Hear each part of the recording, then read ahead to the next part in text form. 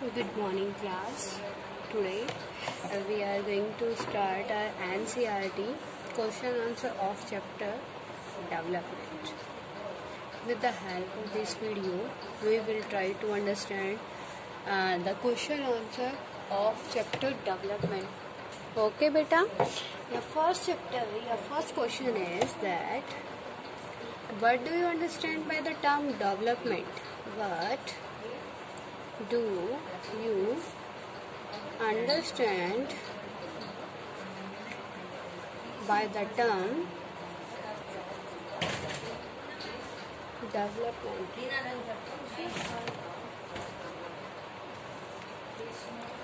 Development. Would all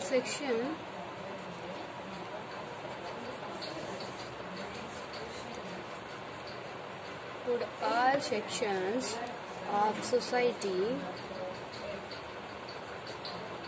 benefit from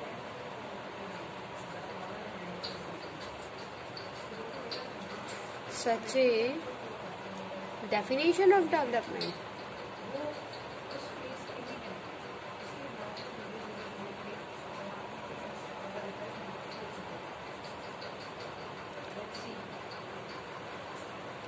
Beta, here your question is that what do you understand by the term development? You know the meaning of the development, that what do you understand by the development? Here you have to explain the narrow meaning and the liberal meaning also. Firstly, you have to write down about the development, that what do you understand by the development. The term development. What refers, beta? Better. The meaning of the development you can understand by the two meaning of the development. First one is narrow. You have to explain narrow meaning of the development, and second one is liberal meaning of the development. Okay? Yeah, broad. है ना बेटा? तो आपको जैसे हमने read out किया है in the chapter, you already know about the narrow meaning of the development and the liberal और broad meaning of the development. You have to explain both meaning in this question. Okay, that as you know that in the narrow meaning, in the narrow sense, it refers to more limited goals as increase the rate of economic growth. Okay, as you know that beta, according to narrow meaning, what the narrow meaning refers, the narrow meaning refers to more limited goals as increasing the rate of economic growth. Okay, and liberal या broad meaning. In the broad meaning, in the broad sense, development convey the idea of improvement, progress, well-being, and aspiration for better life to constitute the vision for society as a whole and how to achieve it. Okay, it means in the narrow meaning you can say when we want the development in a particular field, in one particular field. है ना बेटा? But in the liberal meaning, in the broad sense, you can say when you want development and progress, and you can say improvement in all of fields, that we can say that is the meaning of liberal meaning. That is the liberal meaning of the development. Okay. Here, next one is would all section of society benefit from such a definition of development? क्या development से सारी की सारी society को profit होता है, हर section को होता है, तो कैसे होता है? Here, you have to give your second answer, that benefit. You have to make a heading, benefits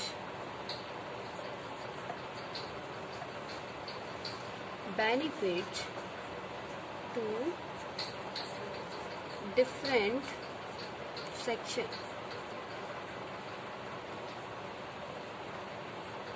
of society.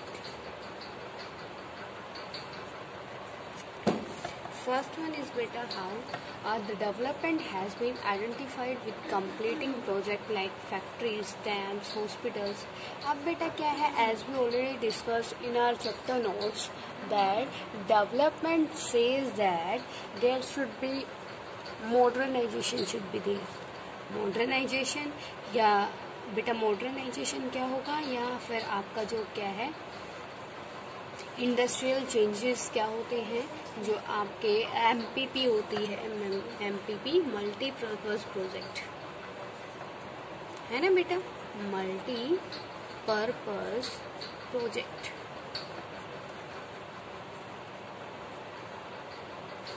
Multipurpose project के अंडर क्या होता है, आपके जो डैम्स बिल्ड होते हैं under the multipurpose dams build होते हैं, और आपके डिफरेंट सेक्शन के सोसाइटी में कैसे डेवलपमेंट का क्या प्रॉफिट होता है in the development. If you can say if the development is there in the country, it means medical facility, educational facility is very good in the country. Okay, it means in that country hospitals, factories, national highways,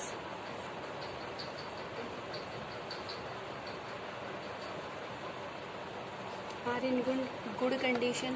अगर बेटा development है आपकी country में, आप imagine कर सकते हैं, if the development is there in the country, it means in that country hospital conditions are very good, factories are very good, national highways are very good, and all these things are use by the all section of the society, है ना। तो सारे section को use करते हैं ना, तो ये क्या है, बेनिफिट तो डेवलपमेंट को के हर डेवलपमेंट का बेनिफिट तो हर सेक्शन को मिला, ठीक है। सेकेंड पॉइंट क्या है, some section like industrialist have been benefit while other like uprooted families and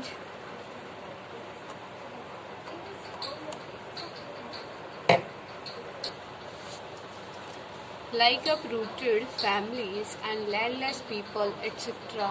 have lost their homes or lands without any compensatory gain। अभी बेटा क्या है, क्या यहाँ पे हमने क्या किया, रीड आउट किया the benefits of the society, but in second point with the benefit we also read about the harm for a particular section, like the scheduled tribes have to migrate from one place to another place for their livelihood and their settlement। Okay, some section like industrialists have been benefit while other like uprooted family means बेटा scheduled tribes। जो scheduled tribes होते हैं, मतलब some families like industrialists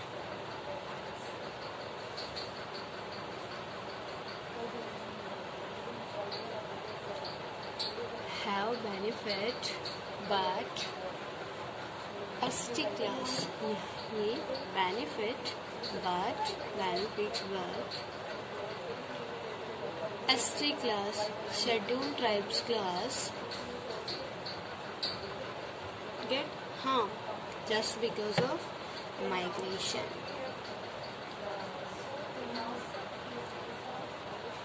When we start multi-purpose project, then the people ST class scheduled tribes have to migrate from one place to another place। That is the negative point of the development। Okay, it means the development on the behalf of the development, the richer became more richest and the poor became more poor। Okay, and third one is those issues regarding the benefit and burden of development either have been justly distributed or not have been a main concern for development priorities in a democratic setup। बेटा जो development होता है उसके क्या है, उसका कोई जुडिशियबल criteria नहीं है, डिवीजन नहीं है। It means the rich person rich person getting more profit and poor person became the more poorer. Why beta? Because of unjudiciable division of the development. जिसके पास बेटा पैसे हैं वो क्या कर सकता है, उन पैसों को इन्वेस्ट करके और जैसे ज़्यादा पैसे अर्न कर सकता है. But if a poor person not having the money, then how that person can invest their money on the development factors like education, है ना. जो क्या है रिच पर्सन है वो तो क्या कर सकता है, मोर प्रॉफिट गेन कर सकता है. कैसे कर सकता है, जैसे आपके 10th क्लास में आपने रीड आउट किया, 9th क्लास में रीड आउट किया कि डेवलपमेंट के लिए ये फैक्टर कौन से होते हैं, एजुकेशन और आपकी health facility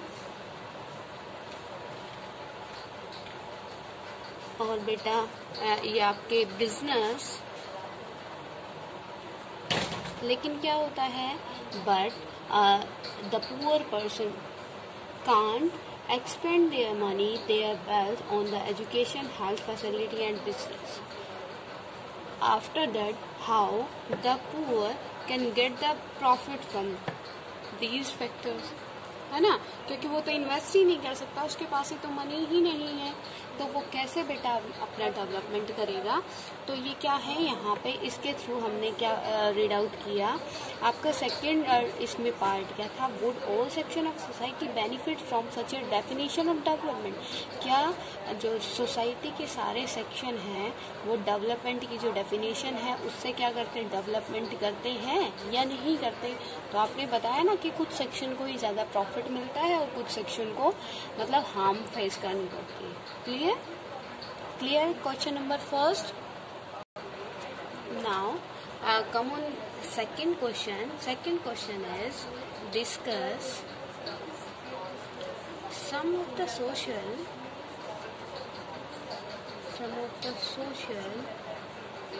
and ecological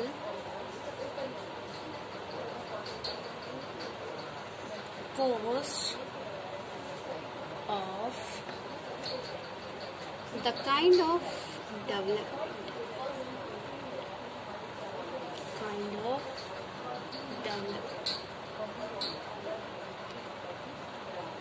which has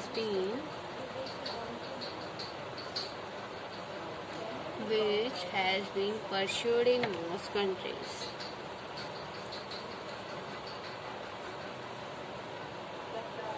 It is the second NCERT question.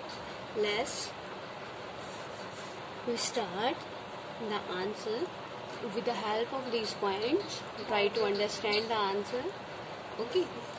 Social cost of development. Firstly, sum of social cost, and next ecological cost. So firstly you have to tell about the social cost of the development.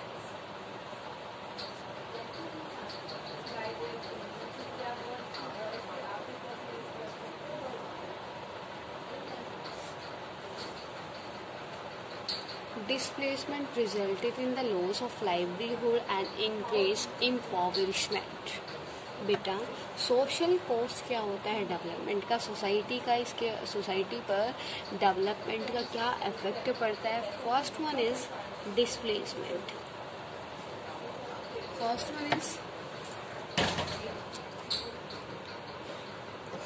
Okay बेटा, तो first social cost है development की, that migration या displacement. The people have to migrate. या displacement result in the loss of livelihood and increased impoverishment. अब बेटा जो ST आपकी क्या होती है, माइग्रेट होती है वन प्लेस से अनदर प्लेस पे, तो उनका लाइवलीहुड तो छिन जाता है ना, तो वो तो क्या करेंगे, प्रॉब्लम क्रिएट करेंगे. ठीक है, तो फर्स्ट है आपका displacement which is the result of the multi-purpose project. Okay, next one is many people have been displaced from their homes and localities due to urbanization and industrialization. यहाँ पे बेटा first हमने डिस्प्लेसमेंट बताया due to multi purpose project. Next one is displacement. Many people have been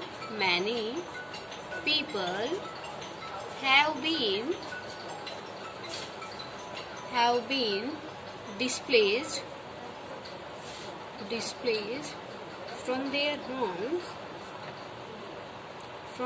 homes due to urbanization.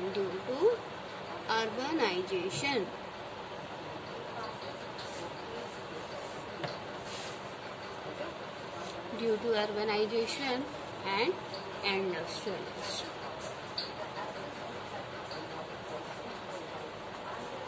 अब बेटा क्या है, second thing क्या है, अगर यहाँ पे देखो अब कोई इंडस्ट्रीज है, यहाँ पे इंडस्ट्रीज सेट है, तो जो लेबर है इंडस्ट्रीज में किसकी नीड होती है, रिक्वायरमेंट होती है लेबर की. तो लेबर एक यहाँ विलेज में रहती है, तो उसको यहाँ से यहाँ तक डेली अप डाउन करना होता है, तो उसको बहुत ज़्यादा इन्वेस्ट करना पड़ेगा, पैसा खर्च करना पड़ेगा. अगर वो पर्सन यहाँ के कंपैरिजन में यहाँ पे सेट हो जाए तो उसका पैसा बच जाए, टाइम बच जाए, तो वो यही करता है ना. तो इसके इंडस्ट्रीज के नियर बाय सेटल हो जाता है, और बहुत सारे लेबर की रिक्वायरमेंट होती है, तो वो सारी लेबर इसी के नियर बाय क्या हो जाती है, सेटअप हो जाती है, और वहाँ पे क्या बन जाता है, एक मतलब टाउन या सिटी बन जाता है. ठीक है, तो ये क्या है, जो माइग्रेशन होता है किसका, पीपल का, विलेजर्स का, due to urbanisation and industrialization. एक पर्टिकुलर प्लेस में क्या होते हैं आपके इंडस्ट्रीज, जहाँ पे इंडस्ट्रीज सेटअप हो जाती है. Many industries are setup where that is called your city और बिग टाउन, है ना. तो उसी में बिग टाउन में और सिटी में क्या होती है, पॉपुलेशन होती है, and the people migrate from their homes या displaced from their homes and localities due to urbanisation and industrialisation. Okay, and third one is if rural agriculture communities are displaced to end up to the margins of society, it results in a loss of culture due to loss of community life, because traditional skill acquired over a long period are also lost. इसका क्या result होता है बेटा, when the villagers migrated from their village to the cities, what is the result of it? It results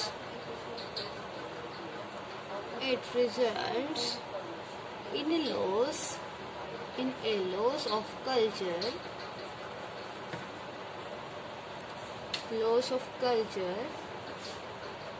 okay. कैसे बेटा, क्योंकि वो क्या करते हैं, माइग्रेट हो जाते हैं, because the people migrate from their village to the town. In after settle in the town they forgot their traditions या विलेजर्स ट्रेडिशंस. ओके, यहाँ पे बेटा हम विलेज से कंपेयर ना करके हम यहाँ पे करते हैं अपनी कंट्री से. If a belongs to India, ये इंडिया में रहता है ये पर्सन, और ये क्या है आपकी यूएसए है. अगर उसको क्या मिल जाती है, एक अच्छी जॉब मिल जाती है यूएसए में, तो वो यहाँ से क्या हो जाएगा, माइग्रेट हो जाएगा. That person migrate and shift in the USA, है ना. तो वो क्या हो जाएगा, when after shifting in the USA that person forgot their traditions, है ना. तो इससे क्या होगा, इसका सोशल लॉस क्या है कि वो अपने ट्रेडिशंस और अपने कल्चर को क्या गया है, भूल जाता है. ठीक है बेटा, clear. Next one is displacement has lead to struggles in many countries. इसका क्या रिजल्ट होता है बेटा, सोसाइटी में इसका क्या इफेक्ट पड़ता है. जो पीपल अपनी मर्जी से क्या होते हैं, if the people migrate from their own wish, then no problem. If the people migrated from their locality forcefully,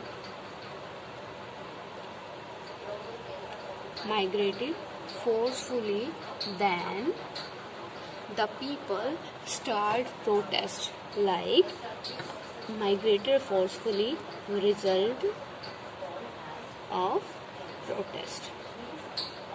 Like you can take the example of Narmada Bachao movement. Okay, clear to everyone. Protest कौन सा होता है, जैसे यहाँ पे नर्मदा बचाओ movement हुआ था, लोगों ने क्या किया था, नर्मदा बचाने के लिए मूवमेंट स्टार्ट कर दिया था, ठीक है।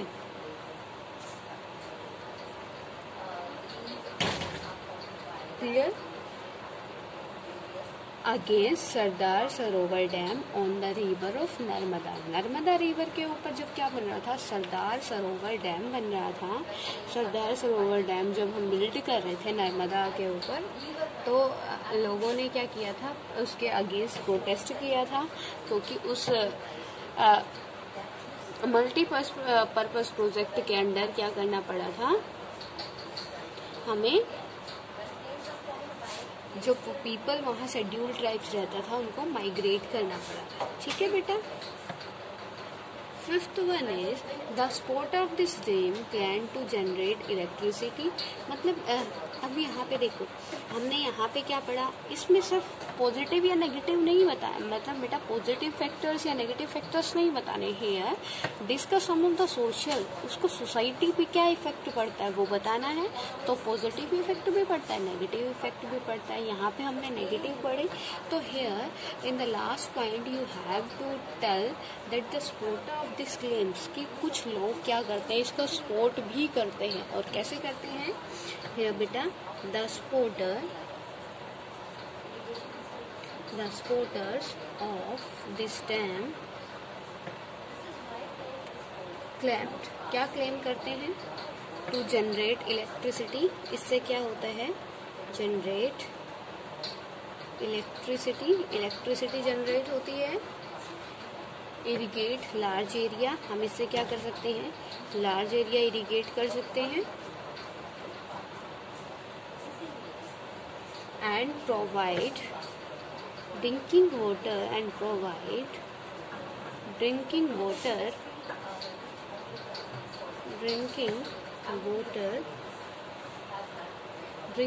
Water to the desert area, है ना बेटा। मतलब नेगेटिव पॉइंट्स के साथ साथ इसके क्या है, पॉजिटिव पॉइंट्स भी, ठीक है। Now come on your ecological cost. Ecological cost क्या है, ecological cost,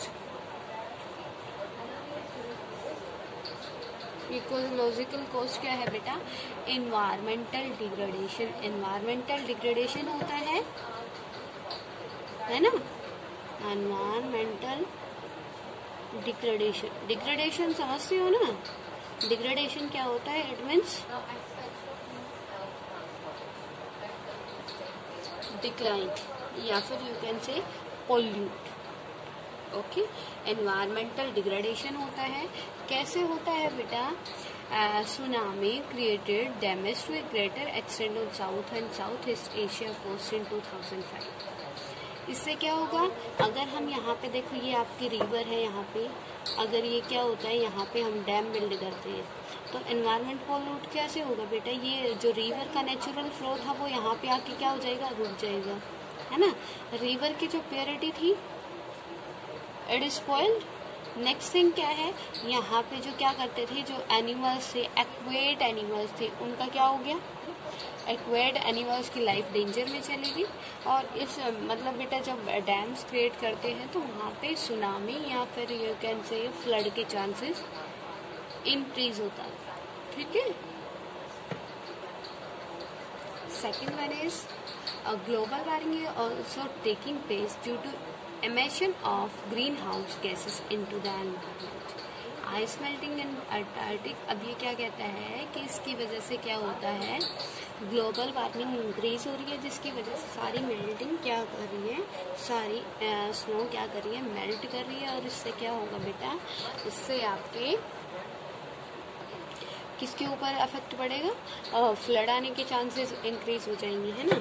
increase global warming बढ़ेगा क्यों, क्योंकि हम क्या करेंगे, जब अर्बनाइजेशन होगा, इंडस्ट्रियलाइजेशन होगा, तो क्या होगा बेटा, जो हम ट्रीज कट करेंगे, डिफोरेस्टेशन करेंगे, और डिफोरेस्टेशन करेंगे तो ऑब्वियसली बात है आपका क्या होगा, ग्लोबलाइजेशन इंक्रीज होगा, ठीक है, ग्लोबल वार्मिंग होगा. The ecological crisis will adversely affect us like air pollution. Deforestation also affect the forest resources like medical herbs, firewood or timber, etc. These are your social and ecological cost of the development. Okay, in different countries, in most of the countries, these problems created by the multi-purpose project of a development, you can say. Okay, if any two questions of the NCERT you have any type of the problem, then you can ask to me beta. Okay, you can comment.